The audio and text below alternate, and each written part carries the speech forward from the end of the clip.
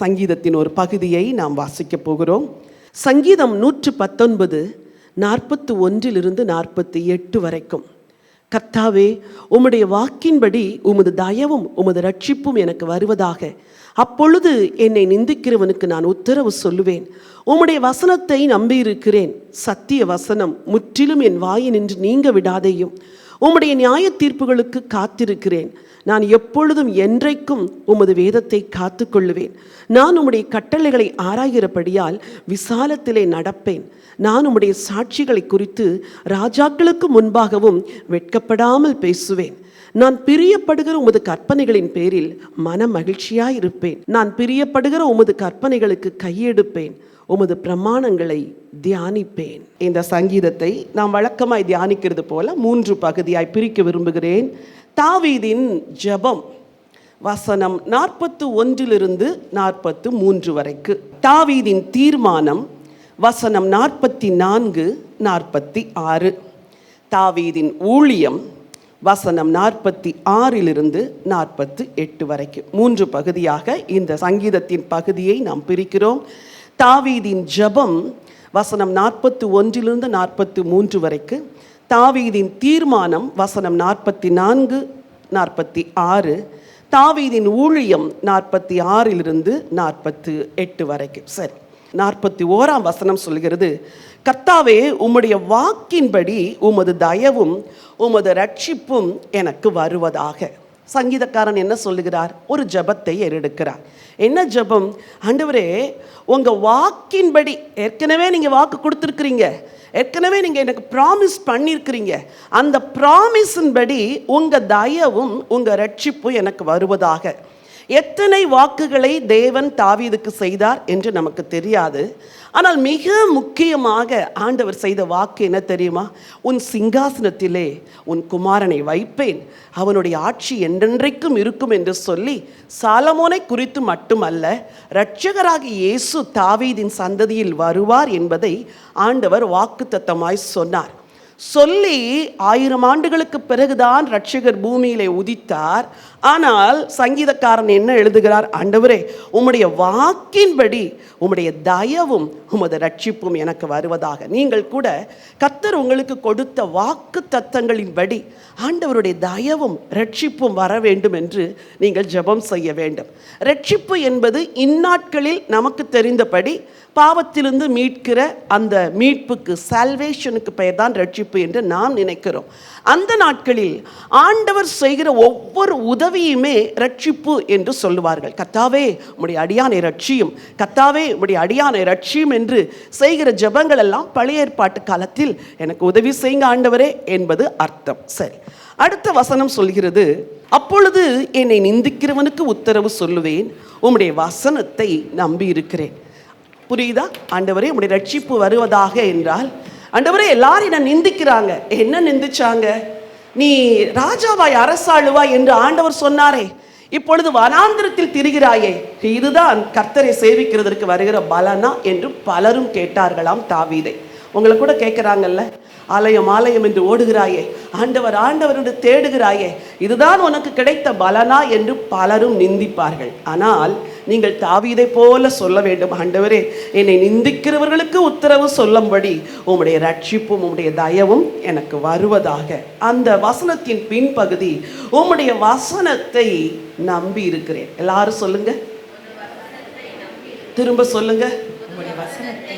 உங்க நம்பிக்கை எதன் மேல இருக்கணும் தெரியுமா? கர்த்தருடைய வசனத்தின் மேல். இன்று காலையில் வாசித்தீர்களே, அந்த வசனத்தை நம்புங்கள். ஆண்டவர்களுக்கு இந்த ஆண்டு துவக்கத்தில் கொடுத்தாரே, அந்த வசனத்தை நம்புங்கள். வசனம் நிறைவேறாதது போல சூழ்நிலை இருந்தாலும் கூட நீங்கள் என்ன சொல்ல வேண்டும்? உங்க வசனத்தை தான்ப்பா நம்பி இருக்கிறேன், நான் மனுஷனை நம்பலப்பா, என் பலத்தை நம்பலப்பா, என் சொத்தை நம்பல, என் ஆஸ்தியை நம்பல, உம்முடைய வசனத்தை நம்புகிறேன். இதுதான் தாவீதின் ஜெபம். அடுத்து ஒரு வல்லமையான ஜெபத்தை செய்கிறார். 43, சத்திய வசனம் முற்றிலும் என் வாயினின்று நீங்க விடாதேயும், உம்முடைய நியாய தீர்ப்புகளுக்கு காத்திருக்கிறேன். ஒரு பவர்ஃபுல் பிரேயர். என்ன சொல்றாரு? ஆண்டவரே, சத்திய வசனம் என் வாயிலிருந்து என்ன செய்யக்கூடாது?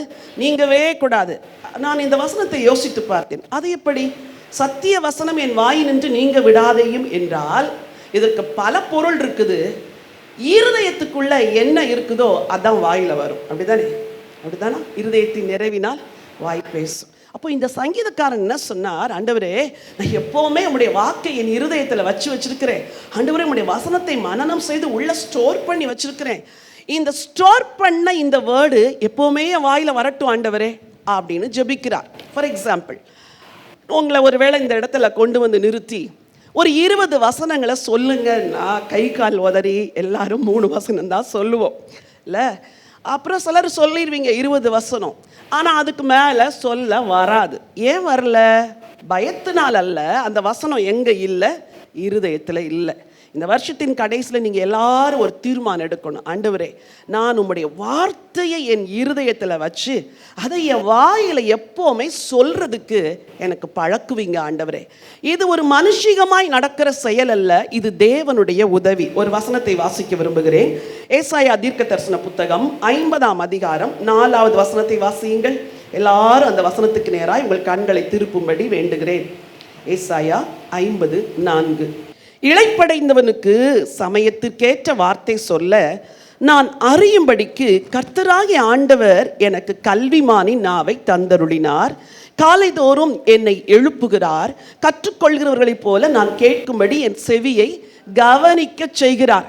இந்த அனுபவம் எங்க துவங்குது தெரியுமா? காலையில ஆண்டவர் எழுப்புகிறாராம். மகளே எழும்பு, மகனே எழும்பு, நீ எழும்பி என் வசனத்தை தியானி, நான் உனக்கு கற்றுக் கொடுக்க போறேன். வசனம் சொல்லுது, இளைப்படைந்தவனுக்கு சமயத்திற்கேற்ற வார்த்தை சொல்லும் அறியும்படிக்கு கர்த்தராகிய ஆண்டவர் எனக்கு என்ன நாவை கொடுக்கிறார்? கல்விமானின் நாவை தருகிறார். நான் காலைதோறும் அவர் என்னை எழுப்புகிறார். கற்றுக்கொள்கிறவனை போல நான் கேட்கும்படி என் செவியை கவனிக்க செய்கிறார்.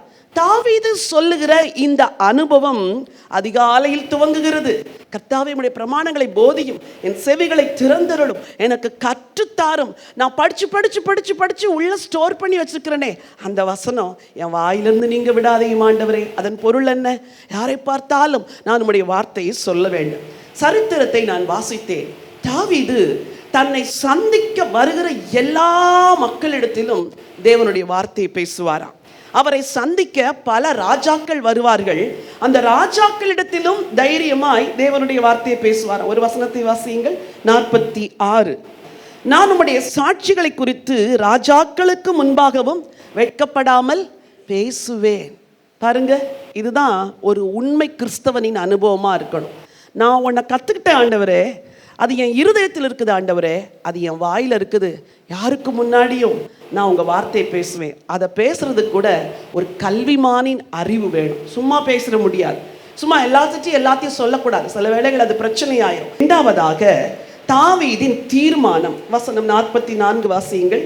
நான் எப்பொழுதும் என்றைக்கும் உமது வேதத்தை காத்து கொள்ளுவேன். நான் எப்பொழுதும் என்றைக்கும், ஏதோ ஒரு நாள் உங்க வசனத்தின்படி நடப்பேன், இன்னொரு நாள் பலவீனமா இருக்கிறேன்னு விழுந்து போயிட மாட்டேன் ஆண்டவரே. எல்லாரும் சொல்லுங்க, நான் எப்பொழுதும் என்றைக்கும். இதுதான் கிறிஸ்டியன் லைஃப். என்றைக்கும் உமது வேதத்தை காத்துக்கொள்ளுவேன். முடியலங்கிறதுக்காக காம்ப்ரமைஸ் பண்ணிடக்கூடாது. முடியலங்கிறதுக்காக வசனத்துக்கு விரோதமா தப்புல விழுந்துடக்கூடாது. எப்பொழுதும் என்றைக்கும் உமது வேதத்தை காத்துக்கொள்வேன். இதுதான் தாவீதின் தீர்மானம். அடுத்து சொல்றாரு ஒரு தீர்மானத்தை, நான் உம்முடைய கட்டளைகளை ஆராய்கிறபடியால் விசாலத்திலே நடப்பேன். உம்முடைய கட்டளைகளை ஆராய்கிறபடியால் விசாலத்திலே நடப்பேன். அதன் பொருள் என்ன? கட்டளைகளை அறியலைன்னா நான் அடிமைத்தனத்தில் நடப்பேன் ஆண்டவரே. கட்டளைகளை ஆராய்ந்தா என் பாதையே விசாலமா இருக்கும். வேகமா ஓடுவேன், பலத்தோடு ஓடுவேன், இடராமல் ஓடுவேன். இதுதான் தாவீதின் தீர்மானம். இந்த சபை சத்தியத்திற்காய் நிற்கிற சபை.